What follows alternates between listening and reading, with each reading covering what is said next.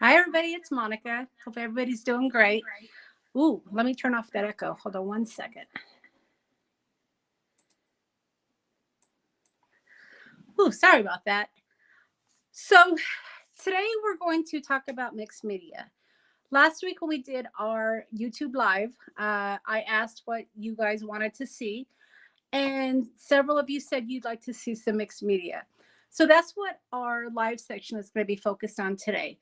Now, I want to put a disclosure out there. I am not mixed media is not necessarily my what do I want to say here?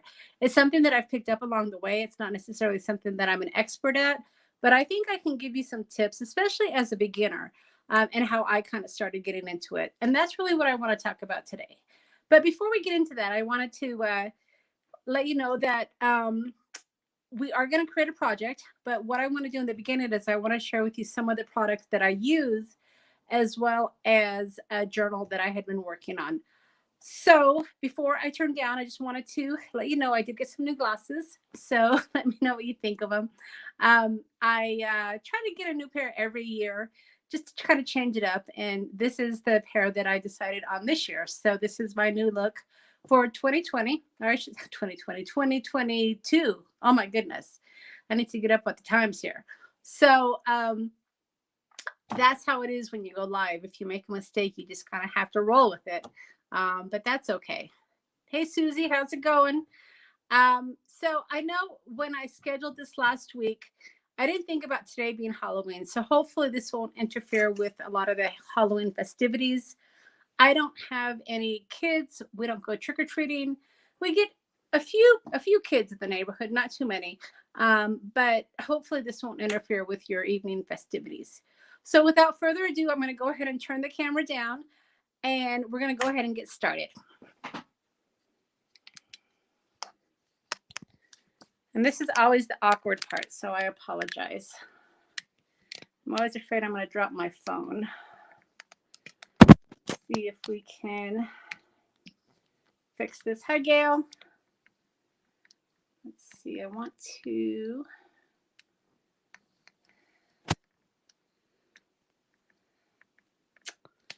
All right. Hopefully... Let's see here. I apologize for this. I'm trying to get it where it will be long ways. There we go. Okay. All right. Always technical issues in the beginning with lives, but I guess that's what you got to deal with when you're working on lives, right? Okay. So now that I'm set up, can everybody hear me okay? I see we have Gail and we have Susie. Illinois and Ohio. So we've got 2 states represented here. Let me know if you guys can see me okay, or hear me okay. And we're going to go ahead. Oop, I just lost it. Shoot. Hold on one second.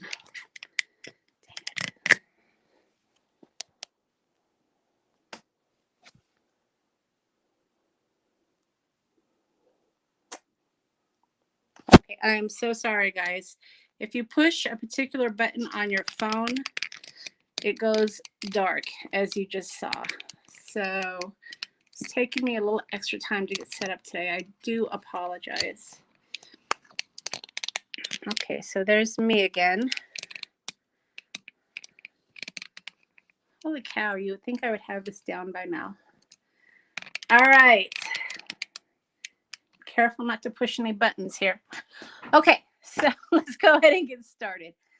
Let's see here. I think I'm upside down.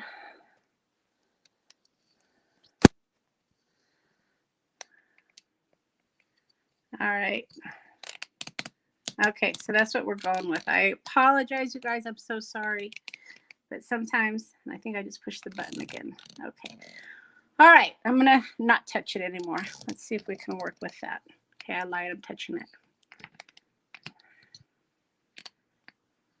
All right. I've got to figure out a better way to transition from you guys seeing me to my desktop. So I apologize for that. We had some technical difficulties. All right. So I see we still have Gail. So sorry for all of the disruptions getting set up, but we are going to talk about mixed media today. So last week, like I indicated earlier, I asked what you guys wanted to do this week, and you said that you wanted to do mixed media. So I wanted to share with you how I kind of got into mixed media. I want to share with you some of the products that I use, and then we'll kind of create something. I figured we would work in my journal book. So I got into mixed media back in 2015. And I got into it because I attended a class with Dina Wakely. And I don't know if you guys are familiar with Dina, but she is, for the most part, a mixed media artist. And I bought this book when I created the workshop, and this is some of her stuff. So as you can see, it's kind of all over the place. I really hadn't done any mixed media when I took her class, but it was something that I was interested in. So if you guys can hear me okay, just let me know that my volume is still good. I know I had some problems getting started, but hopefully you guys can all see me and hear. I keep saying see me. Hopefully you guys can, well, see me. I guess you can see my journal book, see my desktop, and hear me okay. But this was my very first page that I started out with. And you're going to see as I share with you some of the other pages how I progressed. So I had no idea what I was doing when I took her class. She did, of course, give us some tips. She had the product that we could use. And this is what I came up with. And this was back in 2015. So after I took the class, I thought it would be fun to go ahead and start a journal. And on my YouTube channel, I was doing a journal page every month. So if that is something that you are interested in, if you are interested in starting in mixed media, I do have a whole year of series where I did a journal page every month. And it was a kind of progression. So definitely check that out in my YouTube series, because that will give you some ideas on some of the layouts. Gail, thanks for that. You guys can hear me and see me. All right, so moving forward, after I took the class with Dina, I decided to start a series. So I had done mixed media with cards and whatnot, but I decided I wanted to do a series for mixed media. And this was the first page that I did back in 2008. And that's when I did the series because I did it all year round. And this was my first page. So you can see that there's a big difference from going from this to this. So I started watching more videos. I started getting a little bit more confident with my technique. And that's why I decided to do a series. So moving on, I did another page. And this one, again, kind of progressing, right? I mean, you still see my border. I've got my focal points, but this is really busy. So it's a little bit different from this, where it's a little bit, lots of colors, you got lots of texture, more focal. And this one was just a little bit more busy. I wanted to use a little bit more of my rub-ons. I used some of my images, and my background is a little bit more eclectic. So then you move on to this one. And this is where I have a little bit more texture. I actually used coffee grounds on this one. I was experimenting a little bit. And I wanted to kind of work with different items to create texture. So I actually pulled in some coffee grounds that you can see here. I got out some of my stamping. I got some little stickers here. And then I also did some rubber stamping here as well. Again, a lot of media on these pages, just different looks. And then this is one that I did in during Easter time, again, using some of my stickers, more layouts, more images that I worked with. But you kind of see the idea. And on most of my pages, I do create some sort of frame. And then this was a Mother's Day one. So again, you can kind of see what I'm showing you here. You've got your background, and then you just kind of create layers. There are probably about 5 or 6 things that I want to talk about with creating mixed media projects. And priming your page, adding texture, creating some sort of dimension, focal points, some of the details like maybe nouveau drops or sequences, and then I'm adding color. So those are what we're going to go through when we create a project. And all of these pages that I'm sharing with you have all of that. Again, just another page where I created my border. I have a theme going on. I got my 4th of July one where I created this one. Kind of did the red, white, and blue with my freedom. More images here. And then this was the last page that I did. And this is when I lost my little CJ. And after I lost him, I wanted to do a page dedicated to him. This was his little dog tag. I know we talked last week about dogs and losing our little loved ones. But your page doesn't necessarily have to be all wild and colorful. It could just be how you're feeling. And that's really what a journal book is. It's just how you're feeling at the moment, something to express art for yourself. So I want to say a journal book is personal. It's something that you create for yourself. And it's just an opportunity to create and play. So that's what we're going to do today. So before I kind of jump into some of the products, do you guys have any questions on mixed media specifically? Otherwise, I'm just going to kind of go into some of the elements in creating a mixed media page. So I'm going to just continue to look at the chat. If you guys have any questions, go ahead and just jump right in, ask your questions, and then we're going to jump right into our page. So the first thing that you do when you're creating a mixed media page, because again, you're going to be adding lots of mediums to your page. So you want to prime it. And prime it essentially is done with gesso. I guess you could also do it with paint, but it's sort of a sealer, because when you start adding inks and different mediums, it's going to start to soak up, and you want to have some sort of primer so that way it doesn't soak into your paper. Kind of like when you're painting. When you're painting a house, you know, you don't want to have to put 5 and 6 coats of paint onto your wall. So typically you will prime it first, which is kind of a sealant, and then you add your layer. So that's the first thing that we're going to do. And there are different types of gessos out there. You've got, this is a clear gesso. There's also white gessos out there. And I thought that I had grabbed a white gesso, but it doesn't look like it. So we're going to go ahead and work with clear gesso. And then I also have this chalk acrylic that will kind of add a fuzz or a haze over it. So the first thing we're going to do, and I haven't created any mixed media pages in a while, so I'm hoping my product is good. So the first thing I'm going to do is I'm just going to add some gesso to my pages to go ahead and prime it up. And I'm going to use this here, which is a scraper to help move the gesso. I also have this as well that works great. It has a very not sharp, but a very fine edge that will help you move the product. So like I said, the gesso that I'm working with is clear gesso, but it will give it the prime. Now, another thing that is probably a good idea to have when you're working on mixed media is your paper towels. And when I'm creating, typically I will put a paper towel underneath my journal page, so that way if it comes off on the side, I don't have to worry about that too much. You know, when you're creating, you don't want to have to worry about being messy. It is going to happen, but you can certainly do a few things to help control the mess. And this doesn't have to be completely smooth. You can leave it with a little bit of texture, which is what I'm doing here. And that will just help grab the color. So Gail, what do you have going on today? Anything exciting? Susie, how about you? Do you have any plans for tonight? All right. Okay.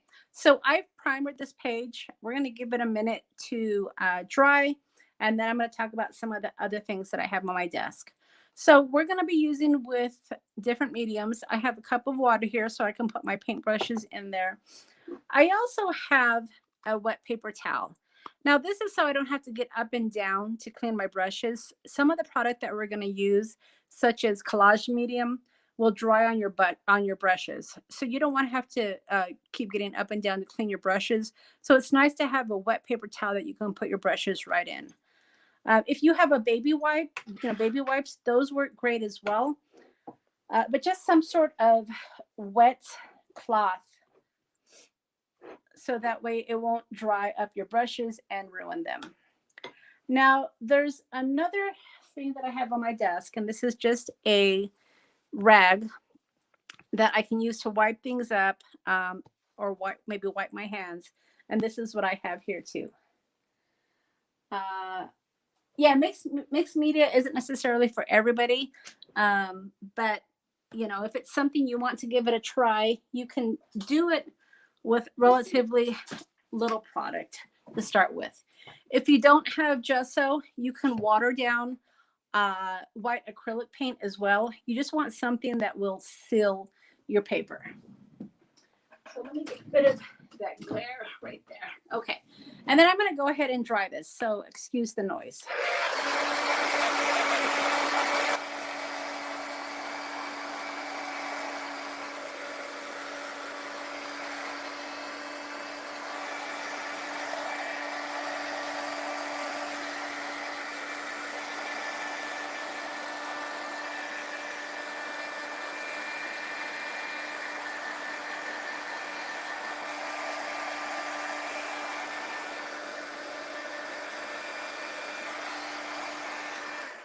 Okay, so this is real time, so I do apologize for that, but I do have to dry this to be able to prepare it. I should have, had I been smart and prepared, I could have had a page already gessoed up, but let me go ahead and just make sure this is dry before we keep going.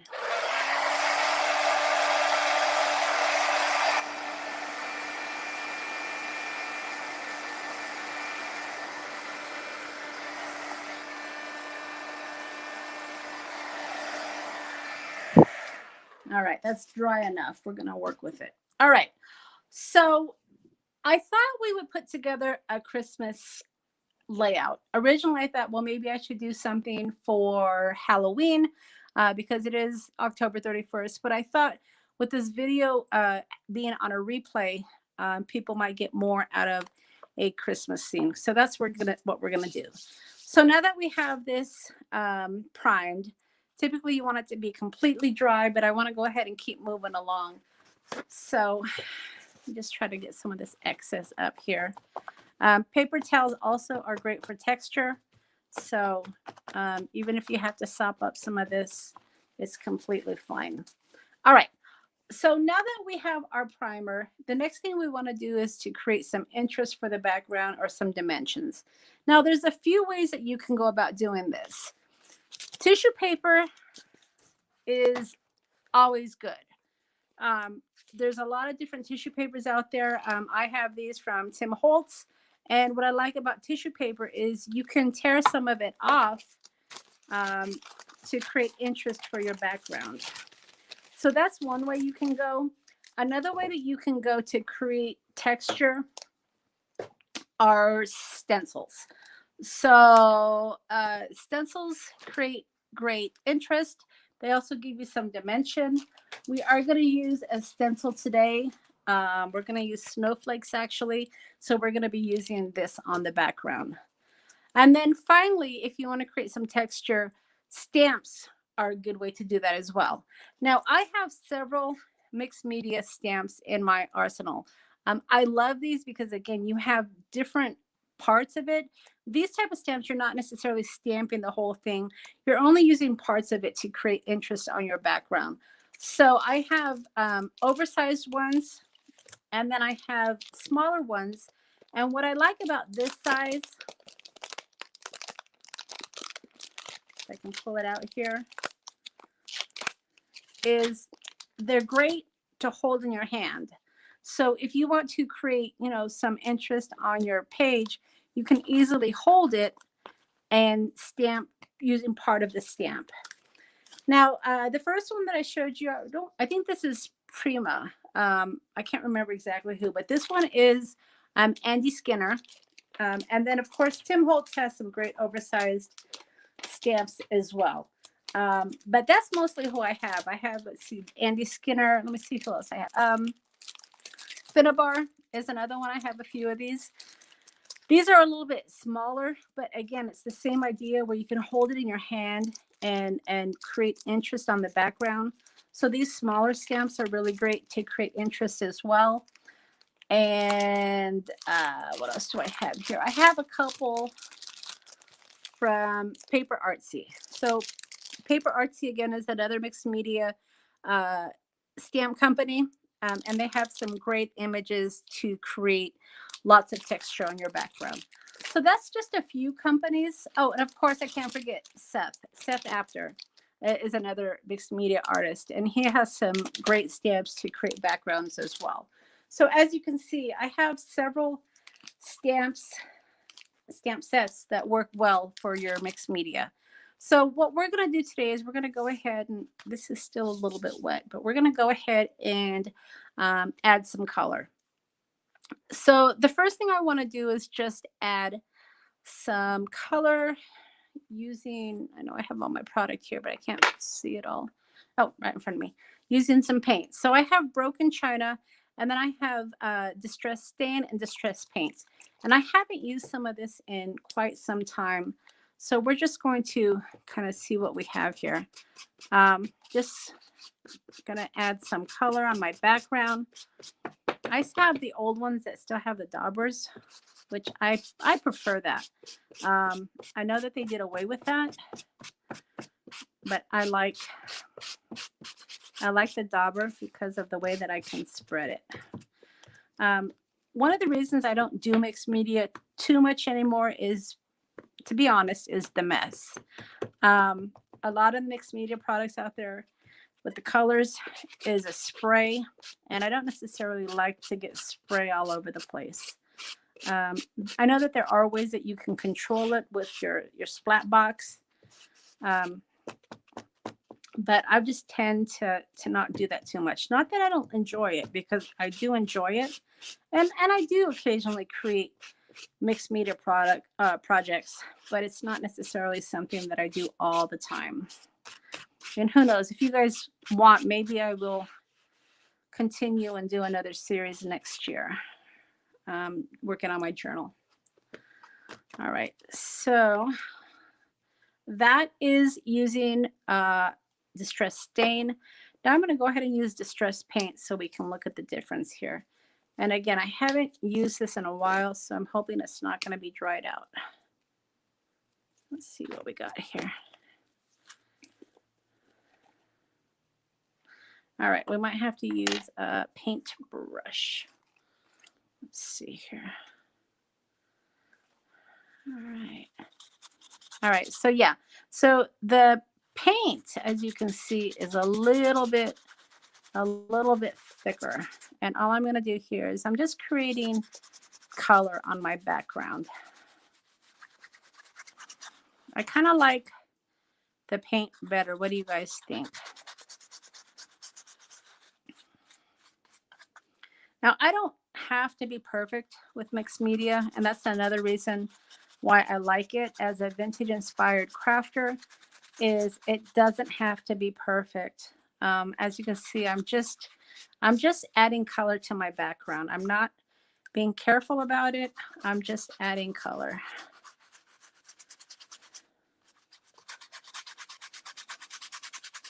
And I am going to come in here in a minute and mute it down.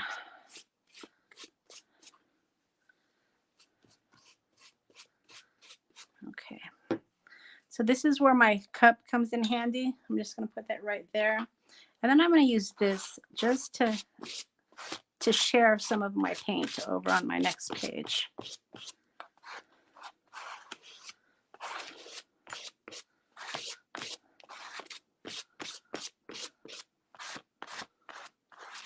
This also will help the dry time if you spread it. If you don't have a real thick layer, it helps to tone it down a bit. Okay, so before I come in with my chalk acrylic, I want to add some either texture paper, or also I've used these texture washi tapes. These are tapes that Tim Holtz released a while ago. He doesn't release these anymore, but these create really good interesting interest as well. So I'm going to go ahead and just add some of this to my paper. So the nice thing about this is I am going to be covering it. So this is just going to create some interest in the background. Doesn't have to be perfect, so remember that.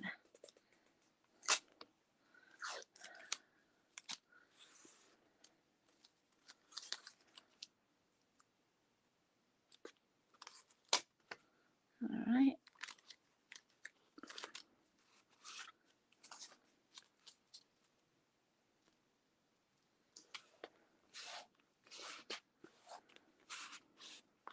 And then I'm going to come in with this chalky finish because I want to mute this down.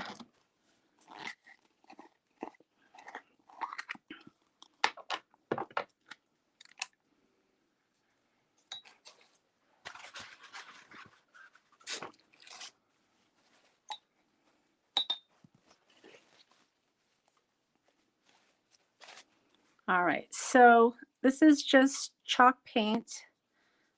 I'm going to just kind of go over it. It will help it stay down, but it also mutes it.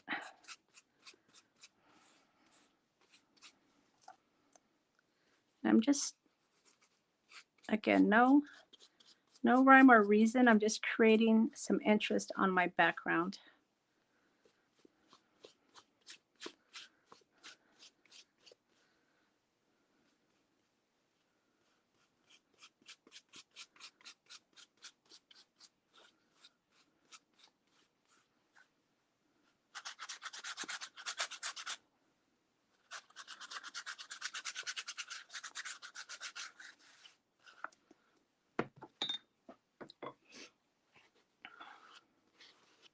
And as you can see, it's kind of muted it a little bit. It's not as vibrant as it was. And that's kind of what I like about it. I don't want it to necessarily be my focal point. I just want to create some interest on the background. And you can do that, like I said, with tissue paper as well.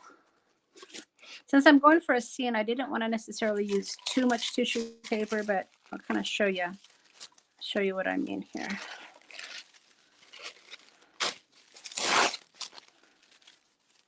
So I'm just going to pull some of these letters out, maybe to border it a bit. So I'm going to add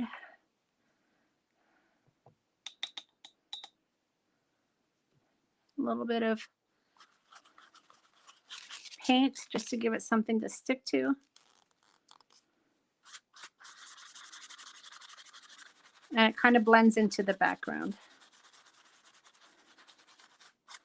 So as you can see, there's a couple of approaches. You can go with the washi tape, as I did on this side, or the tissue paper. And it blends really, really nicely.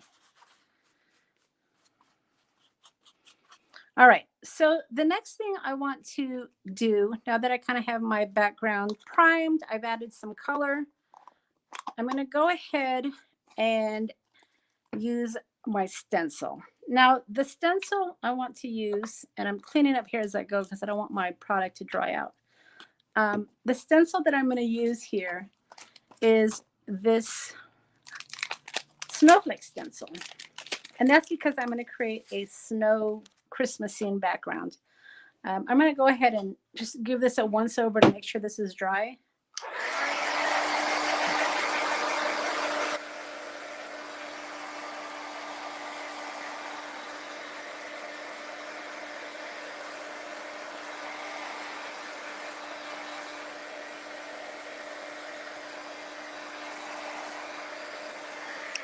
All right.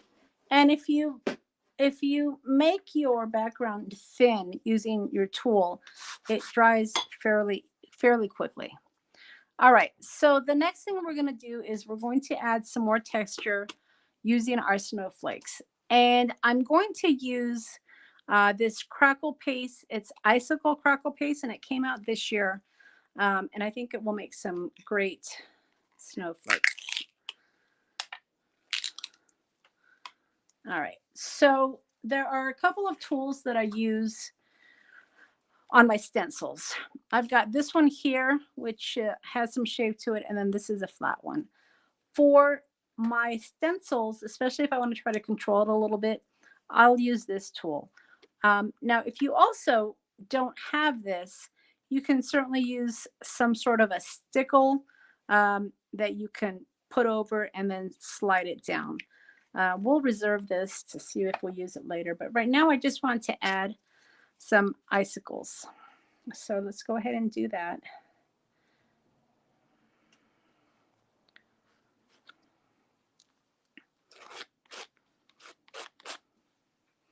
And this icicle paste is very thin. If you've ever used any of the crackle pastes, it tends to be a little bit thicker, but these icicle, the paste is very thin, almost water-like. It's a little different than some of the product that I've used before on my stencils. But that's what we're using right now.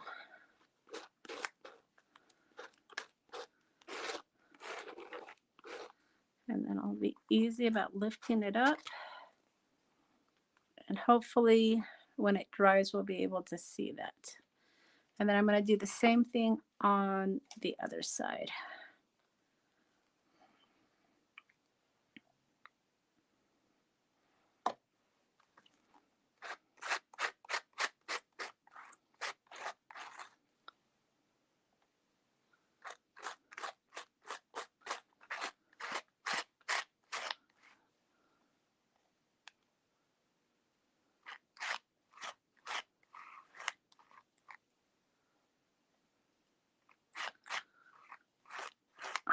Right.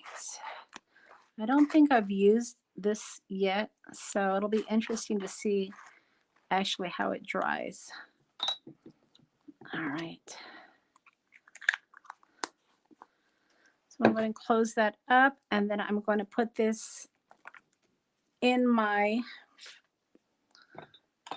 wet paper towel, so that way all this product doesn't dry on my stencil.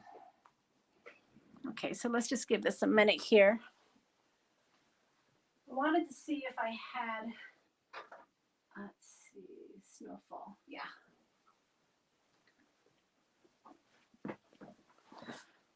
So this is what I used before. It will be interesting to see what the difference is. This is the icicle. This is the snowfall. I probably should have used the snowfall. So I'm going to leave that to dry because I'm kind of curious what it's going to look like. And I'm going to scrape this. Look at how it kind of gives that background there. It's kind of interesting, isn't it? You know what? We're plain. So I'm going to go ahead and just spread that. And I'm going to come back in. I'm going to come back in with the snow. All right. It's kind of interesting how it dried like that. Let me give it a once over really quick.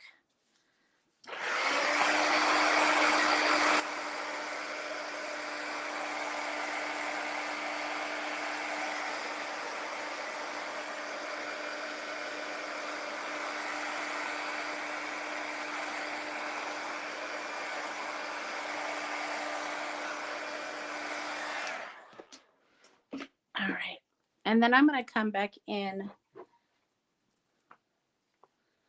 with the snow grit paste because that'll give us more white color, which is what I want. All right. So sometimes you just got to play with your product. Like I said, I had never used that icicle before. I wasn't really sure what results I was going to get, so I wanted to give that a try. But I think what I want to use is this, because this will give us our white snowflakes.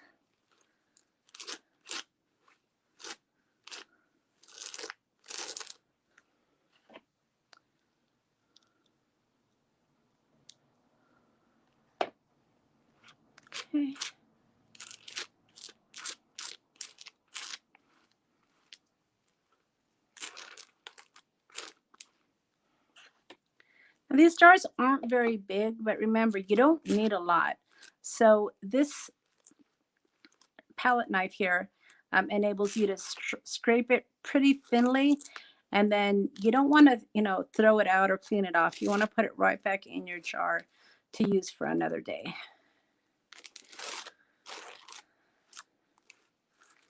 And these are very inexpensive. They don't cost very much at all. All right, so I think that's what I was looking for, is I wanted a little bit more texture on my background. So we're gonna go with that. And then I'm gonna do the same thing on this side.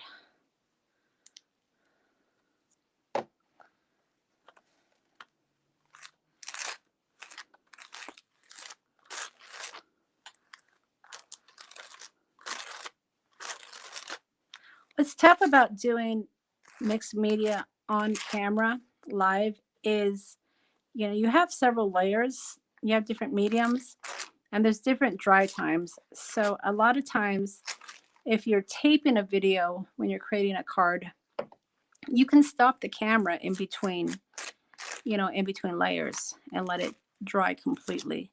But I don't have that luxury when I'm live.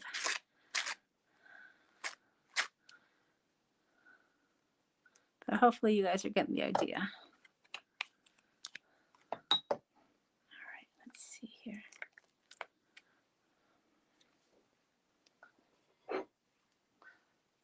Pascala from Belgium, hello.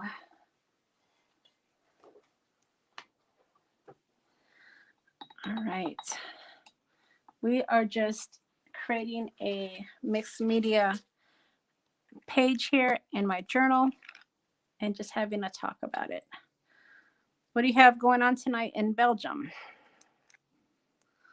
All right, so we're going to need to give this a minute to dry. And as this is drying, hopefully it'll dry fast enough to work on to our next step. Now, the next step is you can, we've added our primer to our page. Then we added some texture. Texture can be in the form of washi tape. It can be in the form of tissue paper. We did both here. You can add texture as well as dimension using stencils, which is what we just did with our snowflakes. So like I was saying a few minutes ago, typically you have the benefit of letting it dry a minute. You can turn off the camera typically and let it dry.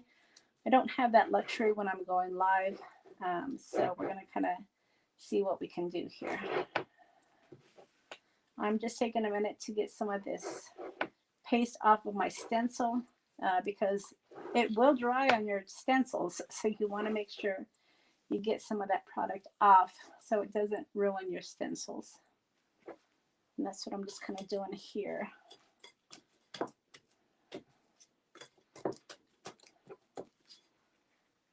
All right.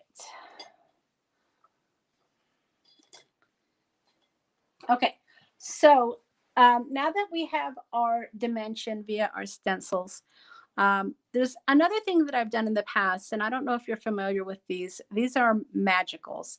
Has anybody used Magicals, or do you know what those are? So we have a question from Pascale.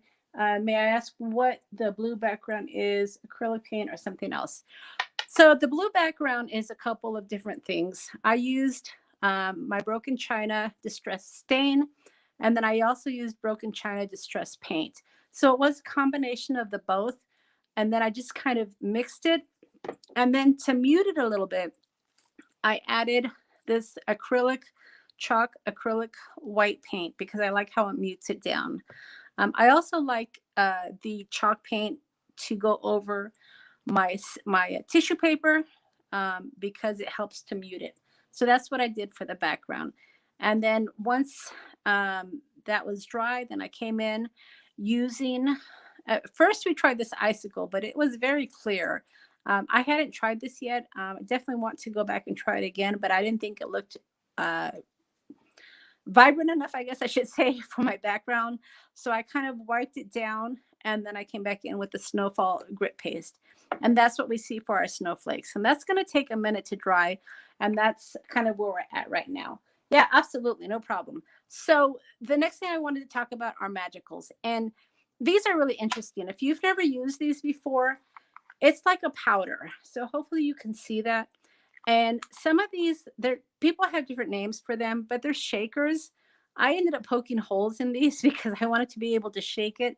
So I'm gonna, hopefully I won't ruin my page, but I want to show you what these are, because they're really a good way to just kind of create some random color. In fact, while this is drying, I'm gonna put this aside a minute, and I'm gonna demonstrate to you these because it's another way to create more interest and color on your background. So let me just grab a thick piece of paper. I'll be right back.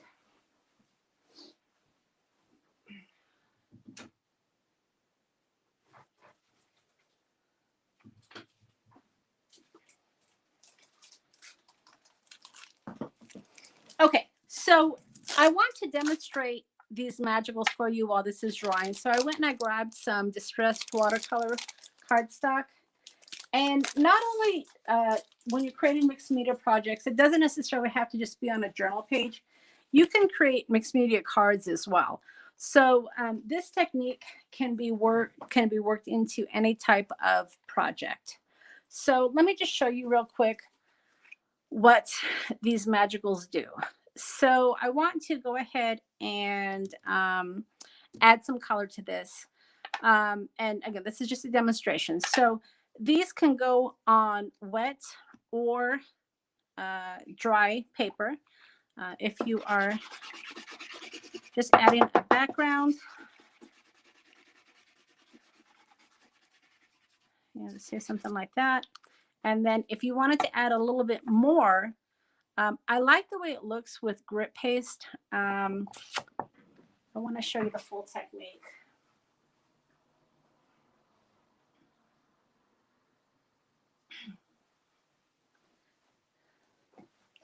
Kind of all over the place here. So, all right. So this is another medium. It's called grit paste, and this is the translucent. It's great with stencils as well. So let's go ahead and, for demonstration purposes, I just don't want to ruin my page, but I want to show you this product.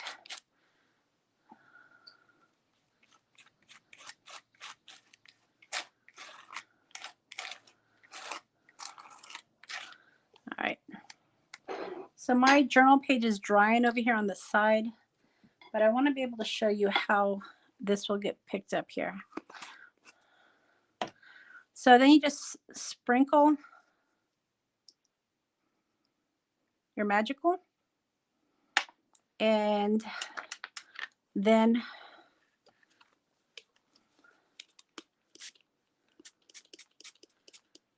adding the water gives it, makes the color kind of come alive. And you can do this once you have it watered down a bit. Do you see now how my snowflakes are kind of popping? But it helps to get your product to run a little bit. And that's what a magical is. It's a dry powder that when you add liquid to it, it creates more color on your background. So has anybody, no, it's not perfect pearls. I don't know how perfect pearls would react to this. It's actually a good question. We should try that sometime. But no, these are magicals. And where did I get these? Lindsay Stamping Gang.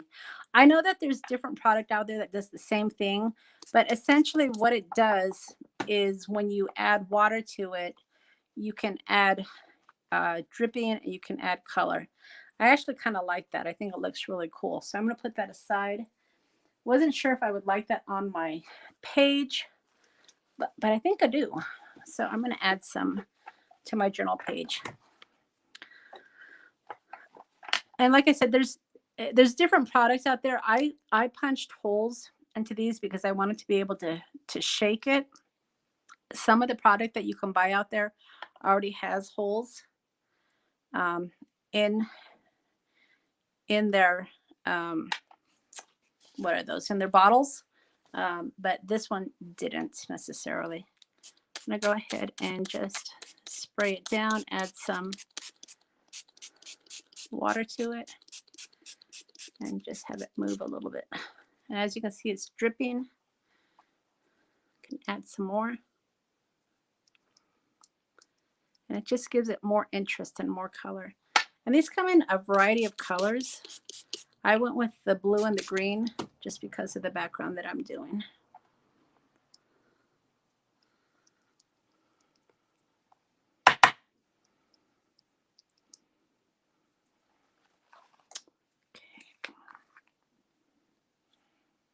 That's why I'm not getting very much. I'm almost out.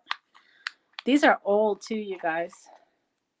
Shimmer powder from Atomic Studios.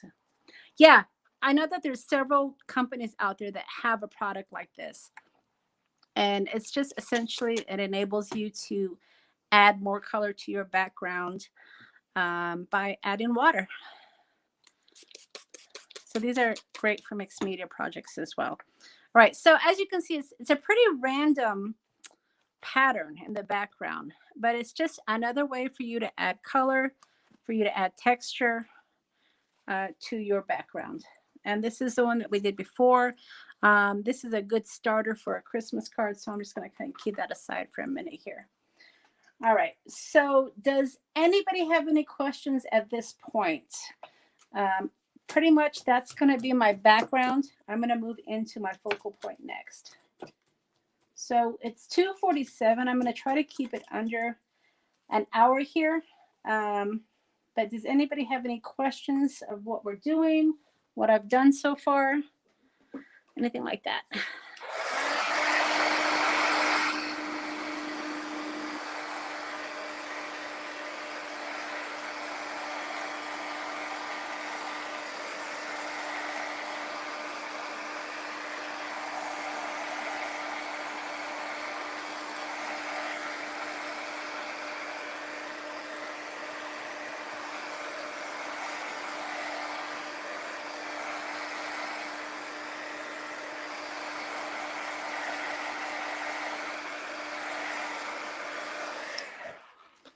All right, so it's not completely dry, but we're going to go ahead and move on. So the next thing is your focal point. So once you have your background exactly the way that you want it, you want to decide on a focal point. And a focal point can be a variety of things. It can be circles, it can be some sort of a shape, but it can also be images. So if you have any of your die cuts, those can be great focal points as well. And you can also use stickers. So I have this, what is my little animal I'm going to use? I have this sticker book that has some great stickers in it, which would be great for mixed media. I'm not going to use any today, but I just wanted to share with you that this antiquarium sticker book, they have several different themes out there, and I'll make sure that I link it for you because those are some great images for your mixed media projects. But what I'm going to do today is I'm going to continue on my snow theme, snow background theme, and I'm going to use some specific die cuts. So I wanted to create a Christmas theme, and this is what I'm going to be using. My paper is not completely dry, but I really want to move on.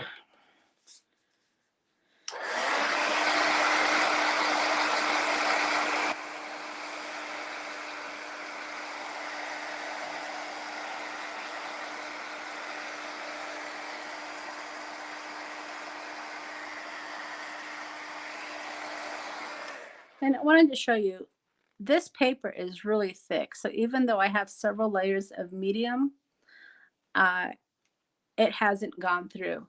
Yeah, this book is, when I took Dina's class years ago.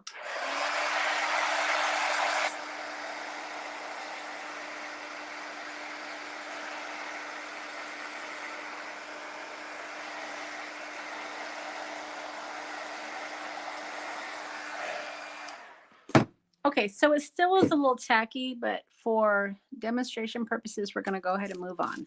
So there's a couple of ways that you can add these down. You can use Mod Podge. You can use collage medium, which is what I'm going to use here. But just anything that will work as an adhesive. So let's see here. I'm going to use a brush actually. And typically what I like to do when I'm going to adhere it is I'll just add some to my surface. Like I said, my page typically would be dry.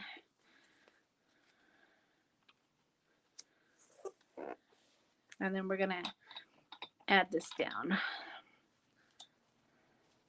I'm going to be careful about this because, like I said, my ink isn't, or my paint isn't completely dry, and I don't want to get it onto my image necessarily, so I'm going to try to work outward, cleaning my paintbrush in between. Normally, when you're doing a mixed media project, you would let your background dry completely before you move on to the next layer. But I don't have the luxury of several hours, so we're going to just kind of work with it here.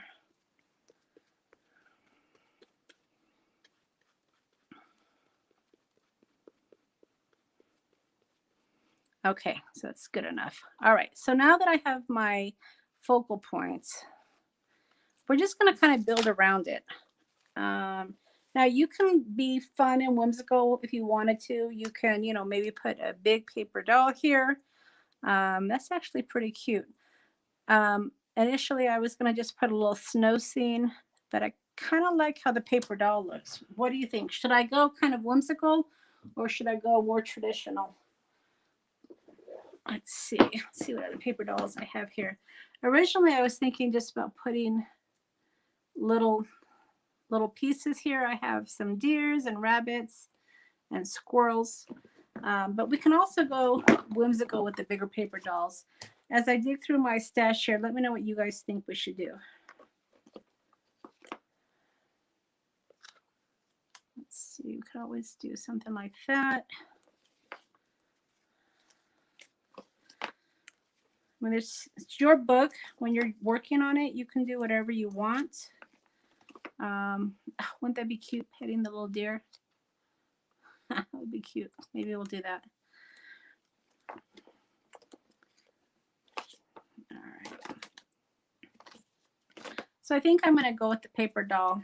That wasn't the original plan, but we're going to kind of go on the fly here. All right. So, you know, you can make it very traditional and go with these little images here. But I think I'm going to add a paper doll. She's oversized, but that's all right, right? And then maybe we'll have her petting a deer. Let's see. What do I have here? And that's the thing about mixed media is it doesn't necessarily have to make sense. Just has to be fun. That's a little too big.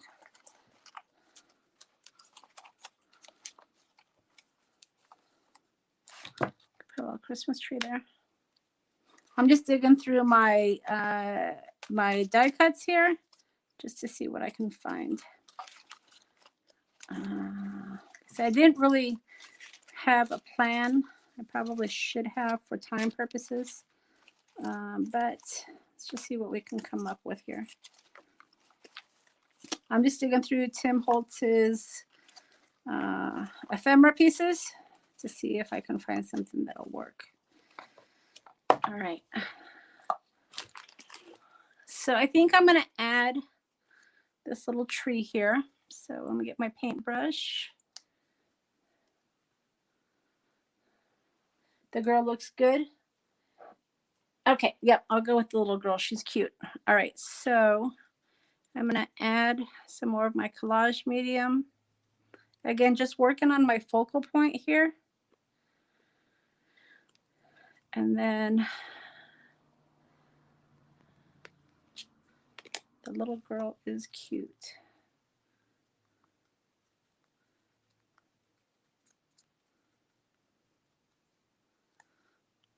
Now, ordinarily, I would have added my color around her. We might even color her up if we have time. All right, so I'm going to put her down here.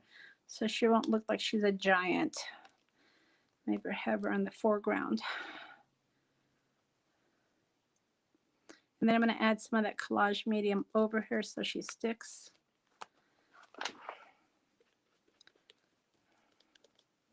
And then she needs to be doing something here.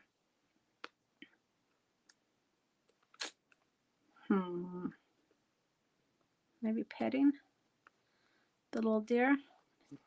See, it's just not the right size. Let's see. I know it doesn't have to be perfect, but I want to do something that kind of makes sense, right? I don't know.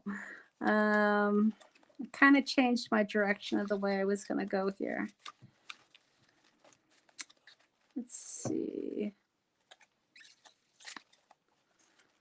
A little sleigh. I don't know. Just digging through my die cuts, guys. Seeing what I can come up with. I don't know.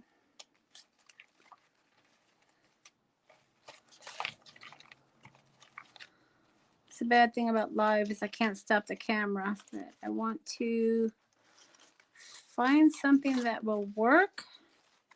Yeah. Candy cane. All right. Well, we might have to go with the oversized deer. Or the oversized. We'll just go with this. I know that dimensionally it doesn't make sense, but I kind of changed the direction that I was going. But you'll get the idea. All right. So there's the little deer.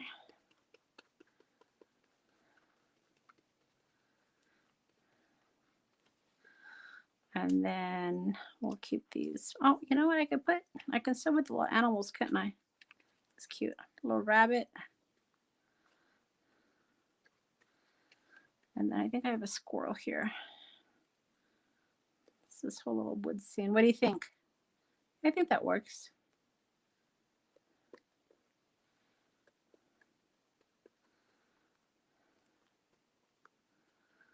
All right. Okay, so that's a lantern. A lantern would have been great. Like I said, had I planned it a little bit better before I turned on the camera. But yeah, anything she's holding would have been really cute. I just finished doing a video using my lantern die. But yeah, so that's, but my point is, you just want to have some sort of a focal point, and my tree with my little scene here, that's my focal point. And ordinarily you would let it dry in between layers. All right. Okay. So now that I have my focal point, there's a couple of ways that you could go. Let me put this back on so this doesn't dry out on me. With my medium, I put saran wrap around it just to make sure it doesn't dry out. I've had bad luck in some of my product drying out. So now I got that tip from Tim Holtz. Okay.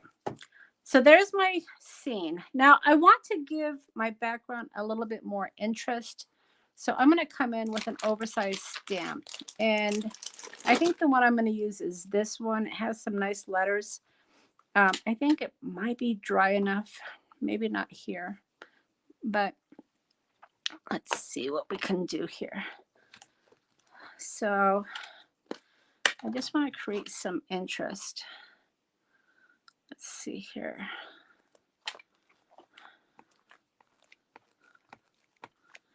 And what's nice about these oversized stamps is you don't need a lot. All right, so just going to go ahead and casually add some stamping in the background. That's wet, so we'll do that over there. But you get the idea, right? You can add interest by just adding parts of your stamp.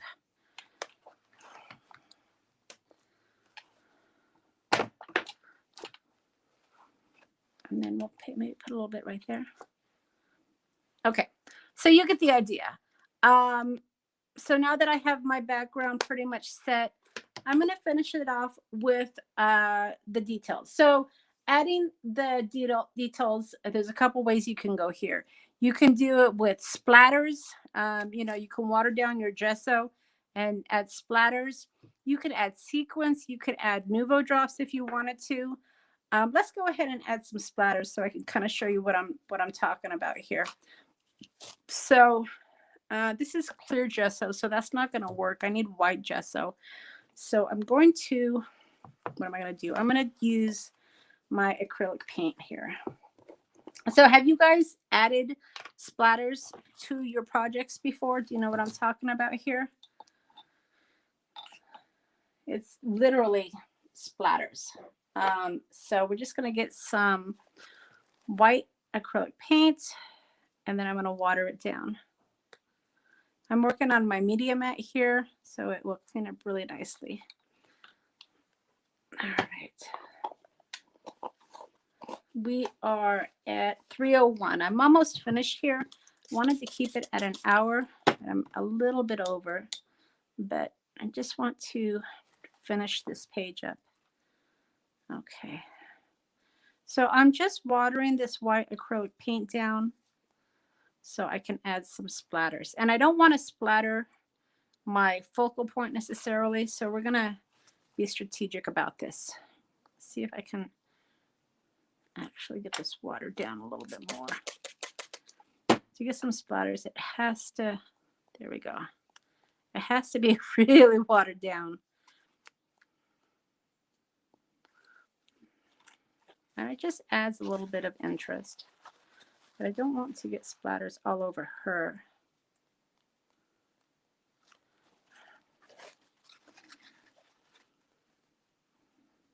And I don't want to get splatters all over me either.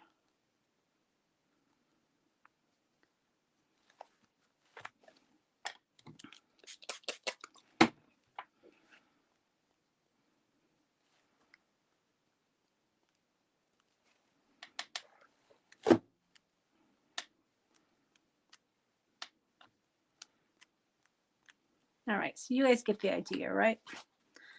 All right, let me get this cleaned up really quickly here, and then we're going to finish it off with the sentiments.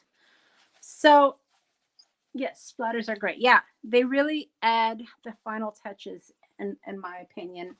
And they're so easy to do, right? A lot of people think that they ruin the project, but just like I said, if you don't want to have splatters over a specific area, just cover it up.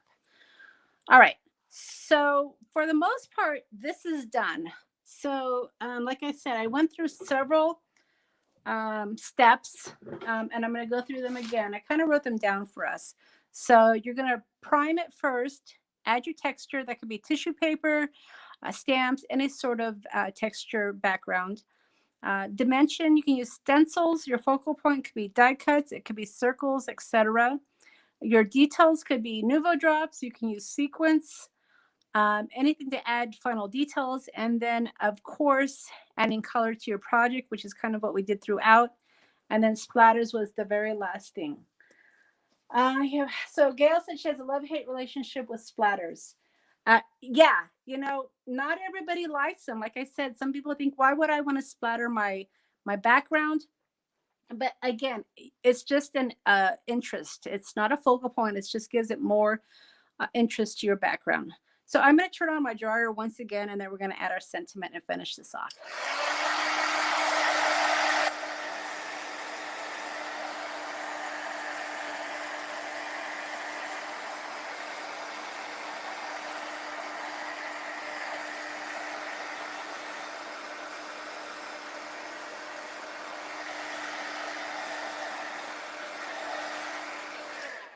Okay, so there's a couple of ways you can go with your sentiments.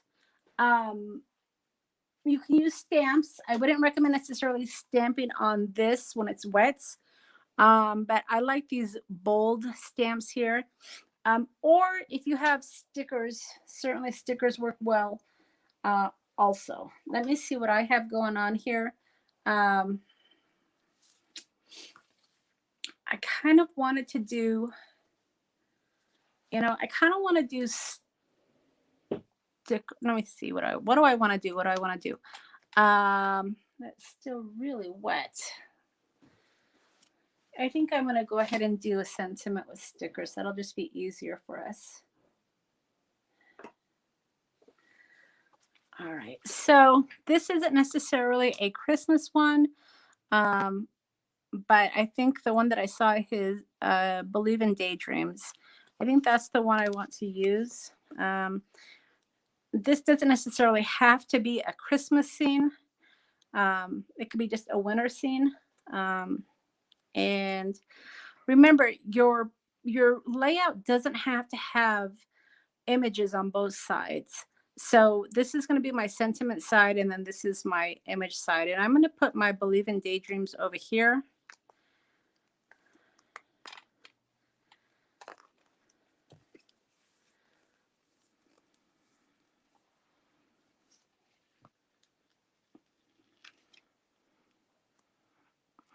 Believe in Daydreams, own your story.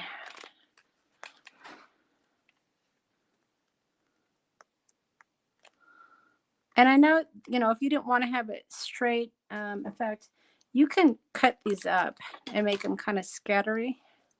So you could do like a Believe.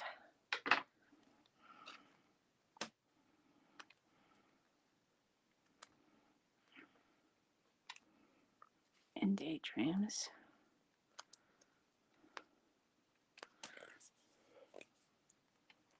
See, it's still wet, but there's nothing I can do about that. I'm going to put some, I just closed this up. I'm going to put some collage medium. Or you know what I think I'm going to do? Actually, I'm going to glue it down. All right. Just to make sure it sticks.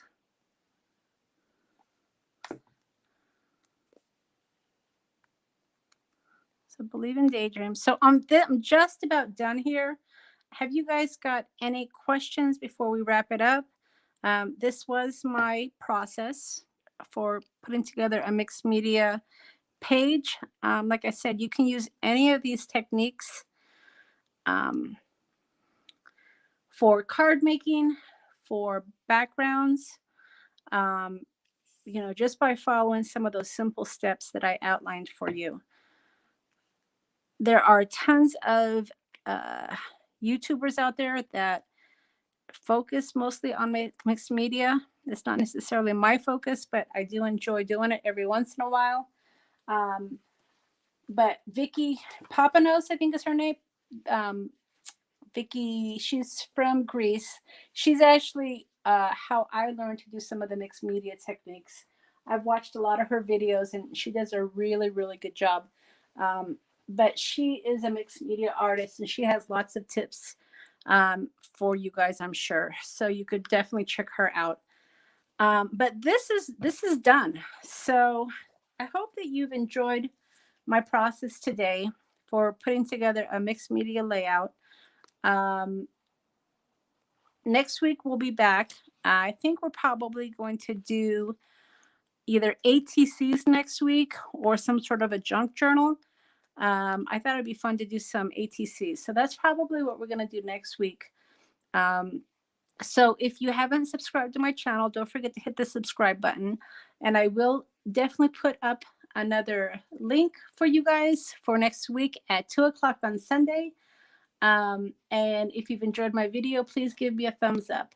I appreciate y'all joining me. Pascale says, nice project, Monica. Thank you. And I'm ready to go to sleep now. Well, you have a good evening, and I hope you enjoy your sleep. We are getting ready for our trick-or-treaters. Hopefully, it's only 3:09 here. So in a few hours, the trick-or-treaters will probably start. And we'll enjoy a nice evening watching Halloween movies. All right, everybody. Thanks so much for stopping by. And hopefully we'll see you again next week. Have a great evening.